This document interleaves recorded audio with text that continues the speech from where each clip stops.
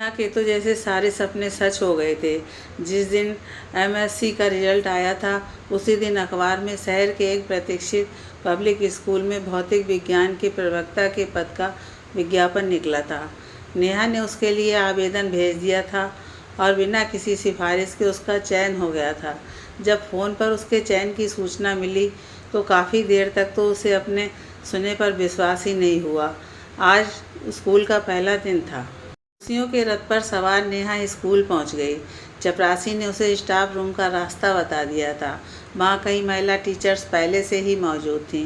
Good morning everybody. Neha ने वहाँ बैठी अपनी वरिष्ठ सहयोगियों के चेहरे पर नज़रें दौड़ाते हुए कहा, गुड मॉर्निंग। केवल स्थूलकाय मिसिज गुप्ता के होंठ हिले। बाकी टीचर्स ने नेहा के अभिवादन का कोई उत्तर नहीं दिया। नेहा को उन सबका व्यवहार बड़ा अजीब सा लगा, लेकिन वह कुछ कह नहीं सकती थी, इसलिए चुप एक खाली कुर्सी पर बैठ गई। प्रिंसिपल देशराज जी की पसंद को मानना पड़ेगा। तभी रसायन विज्ञान की प्रवक्ता मिस कामनी फुसफुसाईं। हाँ भाई, ढूंढ ढूंढ कर खूबसूरत पंछियों से अपना पिंजरा सजाते हैं। हिंदी की प्रवक्ता सचदेवा मैडम ने सांस भरी। जी, कुछ कहा आपने? नेहा आज कचा उठी। उसकी समझ में नहीं आया कि यह सारी टिप्पणियाँ उसके लिए की गई हैं या किसी और के लिए। अरे, इन दोनों की तो मजाक करने की आदत है। मिसेस गुप्ता ने अपनी कुर्सी नेहा के करीब खिसकाई और फिर उसके कंधे पर हाथ रखते हुए बोली, इस स्कूल में आपका स्वागत है। मैंने आपकी फाइल देखी है। आप जैसी योग्य साथी का आना हम सबके लिए सौभाग्य की बात है। प्रशंसा सुन नेहा के गुलाब की पंखुड़ियों जैसे खूबसूरत होंठ खेल उठे। उसने स्टाफ रूम में बैठी अपनी सखियों के चेहरे पर एक नज़र डाली। सबूत की तरह चुप बैठी थी। मिसेज गुप्ता की बात पर किसी ने कोई प्रतिक्रिया व्यक्त नहीं की थी। जाने क्यों नेहा को लगा कि उसके आने से यहाँ कोई खुश नहीं है। खैर, उसे क्या, वह अपने काम से काम रखेगी। अगर यहाँ की कोई राजनीति है तो वह उससे दूर ही रहेगी। एक एक दिन करके पहला सप्ताह कब बीत गया पता ही नहीं चला। नेहा बच्चों को बहुत मेहनत से पढ़ाती थी और वे सब भी अपनी नई टीचर से बहुत खुश थे। इस बीच देशराज जी से दोबारा मुलाकात नहीं हुई। दूसरे सप्ताह नेहा पहला पीरियड समाप्त होने के बाद कक्षा से निकली ही थी कि देशराज जी ने उसे बुलवा लिया। नेहा उसके कक्ष में पहुंची तो उन्होंने उसे बैठने का इशारा किया और अत्यंत सम्मानित स्वर में बोले, नेहा जी, मैंने बच्चों से फीडबैक लिया है। सभी आपके पढ़ाने के ढंग से बहुत खुश हैं। चाहता हूँ कि आप एक जिम्मेदारी और संभाल लीजिए। जी कहिए। हमें इस वर्ष शासन से मिलने वाला अनुदान अभी तक नहीं मिल पाया है। मेरा अनुरोध है कि शासन से पत्र व्यवहार करने की जिम्मेदारी आप संभाल लें। देशराज जी ने अपने ड्रॉर से एक फाइल निकाल कर नेहा की ओर बढ़ा दी। लेकिन सर, मुझे इस सब का कोई अनुभव नहीं है। मैं इतनी बड़ी जिम्मेदारी कैसे संभाल पाऊंगी? नेहा हिचकिचा रही थी। नेहा जी, कहने को तो इस स्कूल में कई अनुभवी टीचर्स हैं, लेकिन सबके सब कामचोर हैं और फालतू की राजनीति करते हैं। मैं इतनी बड़ी जिम्मेदारी उन्हें नहीं देना चाहता। देशराज जी क्षण भर के लिए रुके, फिर बोले, मुझे आपकी योग्यता पर पूरा भरोसा है और मैं जानता हूँ कि इंसान अपनी योग्यता के बल पर अनुभव की कमी को पूरा कर सकता है। इस फाइल में पिछले वर्षों में शासन के साथ हुए पत्राचार का पूरा रिकॉर्ड मौजूद है। आप एक बार देख लेंगी तो कोई दिक्कत नहीं होगी। शासन को आज ही पत्र भेजा जाना है। आप ड्राफ्ट तैयार करवा लीजिए। ओके सर, मैं पूरी कोशिश करूँगी कि आपके भरोसे पर खरी उतरूँ, नेहा ने कहा और फिर फाइल लेकर स्टाफ रूम की तरफ चल दी। इस समय सभी टीचर्स अपनी अपनी कक्षा में थीं। स्टाफ रूम में सन्नाटा था। नेहा के लिए एकांत वरदान साबित हुआ। उसने पूरी फाइल पढ़ डाली और पत्र का ड्राफ्ट तैयार कर लिया। एग्जैक्टली मैं यही चाहता था जो आपने लिखा है। ड्राफ्ट देखते ही देशराज जी का चेहरा खिल उठा। उन्होंने एक दो जगह कुछ संशोधन किए, फिर पत्र को टाइप करवाकर फैक्स कर दिया। देशराज जी ने नेहा जी की खूब प्रशंसा की थी। अभिभूत नेहा स्टाफ रूम में पहुंची। कामनी जी का वह पीरियड खाली था, इसलिए वहां बैठी हुई थी। एक सप्ताह में दोनों में हल्की फुल्की बातचीत होने लगी थी। नेहा को देखते ही उसने कहा, तुम्हारी क्लास में बहुत शोर हो रहा था, तुम कहाँ थी?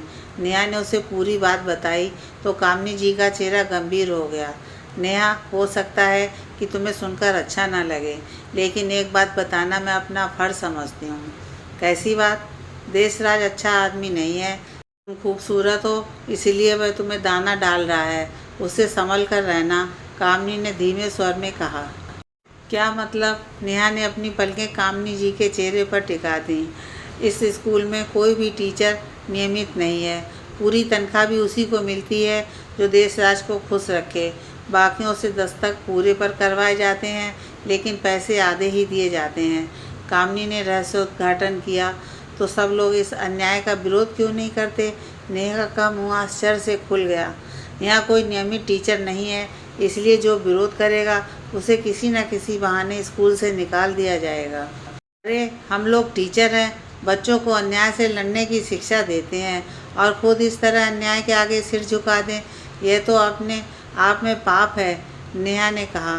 फिर अपनी मुट्ठियाँ भींचते हुए बोली, अगर कोई शोषण करता है तो इसके लिए कहीं ना कहीं शोषण करवाने वाला भी जिम्मेदार होता है। हम सब पढ़े लिखे लोग हैं, हमें मिलकर आवाज़ उठानी चाहिए। फिर देखते हैं वे किस किस को स्कूल से निकालेंगे। सबकी अपनी अपनी मजबूरियां हैं, कोई आवाज़ उठाकर नौकरी गंवाने का खतरा मोल नहीं लेगा। कामनी के स्वर में निराशा झलक रही थी। मैं पूरी मेहनत से पढ़ा रही हूँ, इसलिए तनख्वाह भी पूरी ही लूँगी, और अगर ऐसा ना हुआ भरपूर विरोध करूँगी। नेहा का चेहरा तमतमा उठा। कामनी कुछ कहना चाहती थी, लेकिन कई टीचर्स को एक साथ आता देख चुप हो गईं। धीरे धीरे 2 सप्ताह और बीत गए। इस बीच शासन द्वारा कई सूचनाएं मांगी गई थीं, जिनका जवाब बनवाने के लिए देशराज जी ने नेहा को 3-4 बार अपने कक्ष में बुलवाया। हर बार उनका व्यवहार शिष्ट रहा। नेहा को लगने लगा कि कामनी बेकार में उन्हें बदनाम कर रही है। महीने का आखिरी सप्ताह चल रहा था। एक स्थानीय त्यौहार के कारण आज स्कूल में छुट्टी थी। नेहा आराम से घर पर बैठी थी। करीब 11 बजे देशराज जी का फ़ोन आया। वे घबराए हुए थे। नेहा जी, हमारे अनुदान की फाइल पर कई आपत्तियां लग गई हैं। हमसे रिटर्न फैक्स से उनका जवाब मांगा गया है। आशासन का फैक्स कल ही स्कूल में आ गया था, लेकिन चपरासी देना भूल गया। अगर आज हमने स्पष्टीकरण नहीं भेजा तो इस वर्ष का अनुदान हमें नहीं मिल पाएगा। बिना अनुदान के मैं इतना बड़ा स्कूल कैसे चला पाऊंगा? सर, बताइए मैं आपकी क्या मदद कर सकती हूँ? नेहा के स्वर में सहानुभूति उभर आई। यह पूरा केस आपका ही डील किया हुआ है, इसलिए आप सारी बातें जानती हैं। इतनी जल्दी और कोई इस फाइल को समझ नहीं सकता, इसीलिए आप स्कूल आकर जवाब तैयार करवा दीजिए। देशराज जी ने विनती की। ओके सर, आप परेशान मत होइए, मैं थोड़ी देर में स्कूल पहुंच रही हूं, नेहा ने आश्वस्त किया। नेहा जब स्कूल पहुंची तो चौकीदार गेट पर ही था।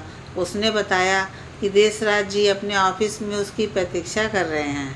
नेहा तेज कदमों से उनके कमरे में पहुंची। वहाँ देशराज जी अकेले थे, जबकि नेहा को उम्मीद थी कि उन्होंने स्कूल का बजट और अनुदान डील करवाने वाले लिपिकों दीपक और महेंद्र को ज़रूर बुलवा रखा होगा। इसका मतलब अब सारा काम उसे अकेले ही करने पड़ेंगे। कुर्सी पर बैठते हुए उसने पूछा, सर, दीपक और महेंद्र नज़र नहीं आ रहे हैं? उनकी ज़रूरत ही नहीं पड़ी, मैंने खुद ही अभी अभी जवाब बनाकर फैक्स कर दिया है, देशराज जी ने राहत भरे स्वर में बताया। ओह, तब तो मेरी भी ज़रूरत नहीं रही। नेहा कुर्सी से उठने लगी। अब आप ही की तो ज़रूरत बची है। देशराज जी उसे कुर्सी पर बैठे रहने का इशारा करते हुए मुस्कुराए। क्या मतलब? मैंने आपका बायोडेटा दोबारा देखा है।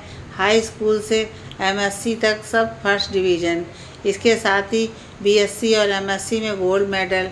मेरे हिसाब से आप लेक्चर के पद पर योग्य नहीं हैं। देशराज जी ने अपनी नज़र नेहा के चेहरे पर टिकाते हुए कहा। क्या मतलब? नेहा अचकचा उठी। मेरे हिसाब से आप विभागाध्यक्ष के पद के योग्य हैं। मैं आज ही आपको इस पद पर प्रमोशन दे सकता हूं, अगर आप थोड़ा सा सहयोग करें तो। देशराज जी अर्थपूर्ण ढंग से मुस्कुराए। कैसा सहयोग?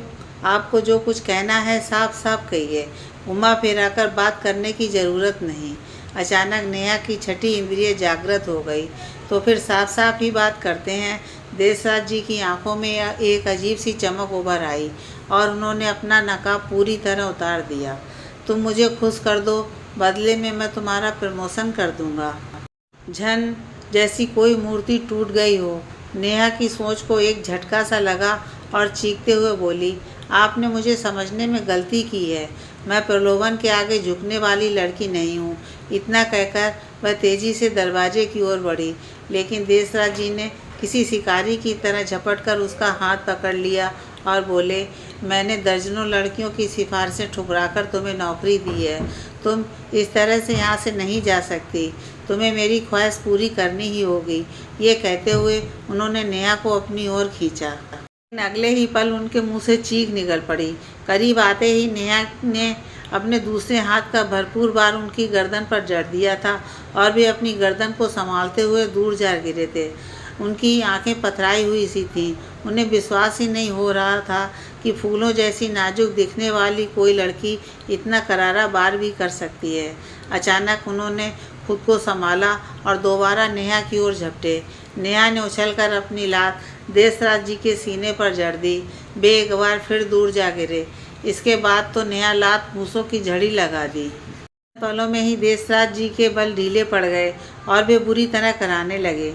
नेहा ने उनके ऊपर नफरत भरी नज़र डाली, फिर दांत भींचते हुए बोली, आपने मेरा बायोडेटा ठीक से नहीं देखा, वरना ये भी ज़रूर देख लेते कि मुझे कराटे में ब्लैक बेल्ट हासिल है। इतना कहकर वह पल भर के लिए रुकी, फिर बोली, प्रबंधक महोदय, तुम्हें ऑफिस में अकेला देखकर ही मैं तुम्हारे इरादों को भांप गई थी। इसलिए अपने मोबाइल मैंने वॉइस रिकॉर्डिंग चालू कर दिया था। तुम्हारी सारी घिनौनी बातें इसमें रिकॉर्ड हो गई हैं। उसने अपने मोबाइल के बटन को दबाया तो उन दोनों के बीच हुई बातें उस कमरे में गूंजने लगीं। उसे सुनकर देसराज जी के देवता कूच कर गए। वे गिड़गिड़ाते हुए बोले, नेहा जी, मुझे माफ़ कर दीजिए और ये रिकॉर्डिंग मुझे दे दीजिए। आप जो कीमत मांगेंगी मैं दूंगा। मैं इसे तुम्हें नहीं दे सकती, लेकिन इतना वादा करती हूँ कि यह रिकॉर्डिंग मेरे पास पूरी तरह सुरक्षित रहेगी। यदि तुम स्कूल की सभी टीचर्स को नियमित करने और उन्हें पूरी तनख्वाह देने का वादा करो तो। नेहा ने शर्त रखी। यह संभव नहीं है। देसराज जी ने बेचैनी से पहलू बदला। तो फिर इसकी कॉपी आज ही पुलिस के पास पहुंच जाएगी। नेहा का स्वर सख्त हो गया। तुम ब्लैकमेल कर रही हो? देसराज जी कसमसाए। ब्लैकमेलिंग किसी का विशेषाधिकार है क्या? नेहा के होंठ व्यंग से हल्के से टेढ़े हो गए। और इसे तुम ब्लैकमेलिंग नहीं, वाइट मेलिंग कह सकते हो, क्योंकि यह अच्छे इरादे से किया जा रहा है। देसराज जी को कोई जवाब नहीं सूझा। उन्होंने अपनी नज़रें झुका लीं, लेकिन उनके चेहरे पर छाए भाव बता रहे थे कि नेहा की बात मानने के अलावा उनके पास कोई विकल्प नहीं है। नेहा सधे हुए कदमों से दरवाजे से बाहर निकल गई।